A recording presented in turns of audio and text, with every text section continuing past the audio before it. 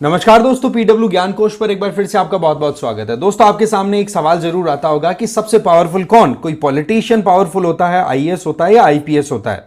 तो IAS IPS वाला debate तो बहुत ज्यादा आपको यूपीएससी के आप एस्पिरेंट है तो डेफिनेटली आपने देख लिया होगा। बट पॉलिटिशियन यहां पर एंटर हो जाए तो कौन पावरफुल है? तो जनरल आंसर ये निकल के आता है कि जो पॉलिटिशियन पावर में होते हैं उनके पास में जितनी पावर होती है शायद उतनी पावर एक ब्यूरोक्रेट में या फिर एक आईपीएस में नहीं होती या उसके पास में नहीं होती। बट पॉइंट इज, इसका सिंपल सा आंसर ये आता है कि आप अगर अपनी ड्यूटी को कैरेक्टर के साथ करते हो ना, जो आपकी रिस्पॉन्सिबिलिटीज है उनको एकदम प्रॉपरली फुलफिल करते चले जाते हो, तो आपसे ज्यादा पावरफुल कोई नहीं है, चाहे फिर आप आईएएस पोजीशन पे हो, पॉलिटिशियन पोजीशन पे हो या फिर आईपीएस पोजीशन पे हो। तो अभी फिलहाल जो केस है वो ऐसा ही कुछ है जहां पर एक इंडिविजुअल आईपीएस ऑफिसर जिनका नाम है इल्मा अफरोज, उन्होंने हिमाचल प्रदेश के अंदर एक तरीके से तहलका मचा रखा है। राइट, क्योंकि इन्होंने अपना काम जो है वो बिल्कुल कैरेक्टर के साथ किया है। जनरली ऐसी चीजें आप देखेंगे कि एक ब्यूरोक्रेट, एक आईपीएस ऑफिसर के द्वारा कुछ ऐसा काम किया जाना जो कि सबकी नजरों में आ रहा है और वो वाकई में एक तो 1-to-1 एक तरीके से डील करने के लिए रेडी हो, ऐसी बातें आपने मूवीज में देखी होगी। इससे रिलेटेड एक मूवी भी आई थी आमिर खान की, सरफरोश। ठीक है, अगर आपने नहीं देखी तो प्लीज उसको जरूर देखना, अच्छी मूवी है। मैं यहां पर प्रमोशन नहीं कर रहा हूं बट आपको बता रहा हूं। राइट, तो यहां पर अभी सबसे बड़ा इशू क्या निकल के आ रहा है कि एक तो होता है कि ब्यूरोक्रेट्स और पॉलिटिशियंस के बीच में एक बहुत ही गंदा नेक्सस है, ये तो कॉमन है। बट वहीं पर ब्यूरोक्रेट्स और पॉलिटिशियन के बीच में टकराव होने लग जाए, ये बहुत रेयर देखने को मिलता है। और यहां पर ऐसा ही कुछ केस है। होता क्या है कि बद्दी की एसपी के तौर पे काम कर रही थी हिमाचल प्रदेश में इल्मा अफरोज, और उन्होंने वहां पर कांग्रेस के एमएलए राजकुमार चौधरी, उनकी वाइफ के नाम से कुछ माइनिंग से रिलेटेड गाड़ियां चल रही थी, तो उन गाड़ियों का काट दिया इन्होंने चालान। और ऐसे में भाई साहब एमएलए साहब हो गए नाराज कि बोले ऐसी कैसे हिम्मत हो सकती है एक गदना की सरकारी नौकर की कि मेरी गाड़ियों का चालान काट दे। वैसे सच्चाई तो आपको भी पता पड़ गई होगी कि पत्नी के नाम पर माइनिंग की तो गाड़ियां हैं, पर सही मायने में वो ऑपरेट कौन करवा रहा है? पति खुद करा रहे होंगे। राइट, ये तो रियलिटी है ना। बात यहां तक पहुंच गई कि इन्होंने विधानसभा में जाकर के प्रिविलेज नोटिस तक इशू कर दिया इल्मा अफरोज के खिलाफ में, कि बोले ये एक कहते ना कि इलेक्टेड राजनेता के खिलाफ में जाकर के ऐसे काम कैसे कर सकती हैं। मामला फिर कोर्ट में पहुंच गया।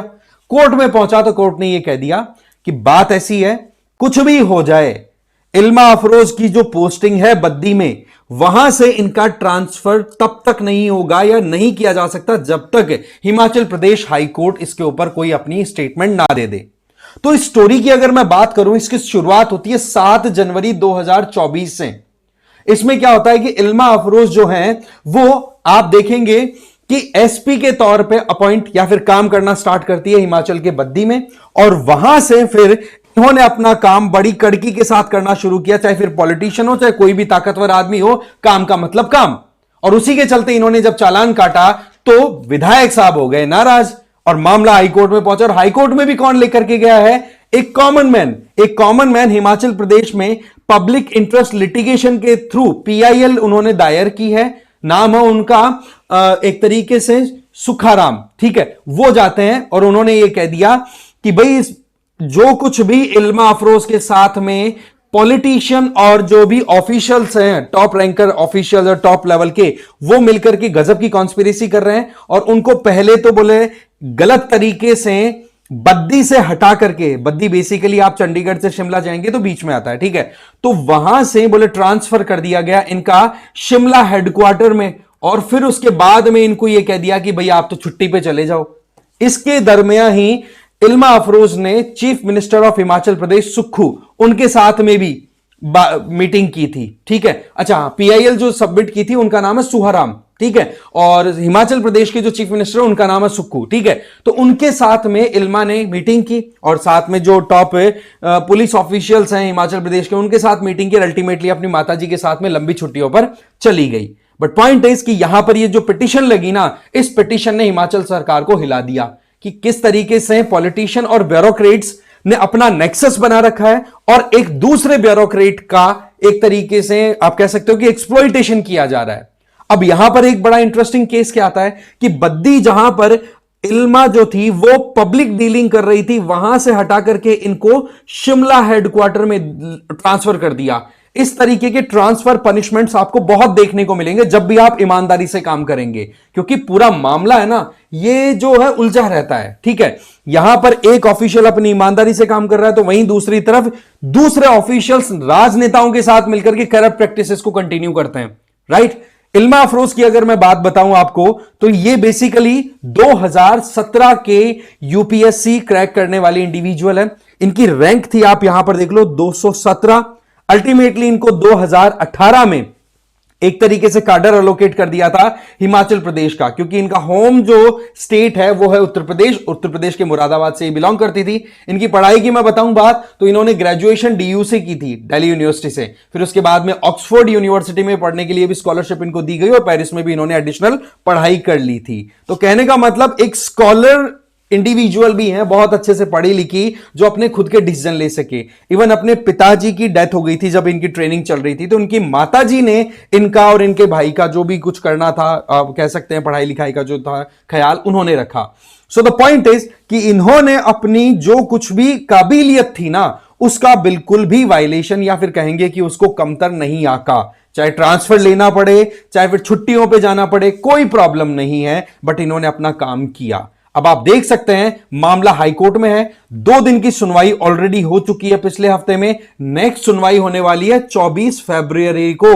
24 फरवरी को इसकी सुनवाई होगी। तब तक स्टे और लगा दिया गवर्नमेंट के जितने भी ऑर्डर्स उन पे, कि जब तक हिमाचल प्रदेश हाईकोर्ट की तरफ से ऑर्डर्स डिक्लेयर नहीं किए जाते, तब तक इल्मा अफरोज का ट्रांसफर बद्दी से नहीं किया जाएगा। वो वहीं पर एसपी के तौर पे कंटिन्यू करेंगी।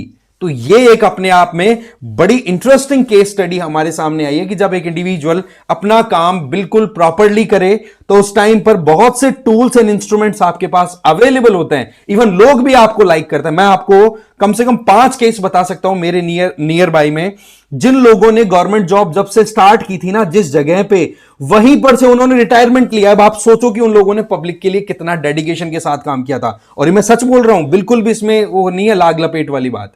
तो ऐसा है मामला कि किस तरीके से एक इंडिविजुअल अपनी पावर को एक रिस्पॉन्सिबिलिटी के साथ लेकर के चले, अथॉरिटी को रिस्पॉन्सिबिलिटी, अकाउंटेबिलिटी के साथ लेकर के चले, तो फिर आप देखो कि आप अपनी ड्यूटीज को प्रॉपरली फुलफिल करते भी हैं और लोग आपको सराखों पर रखते भी हैं। यही केस यहां पर है। कैसे हिलाई हिमाचल प्रदेश की सरकार, और मामला पूरा का पूरा वहां पर हिमाचल प्रदेश के हाई कोर्ट में है।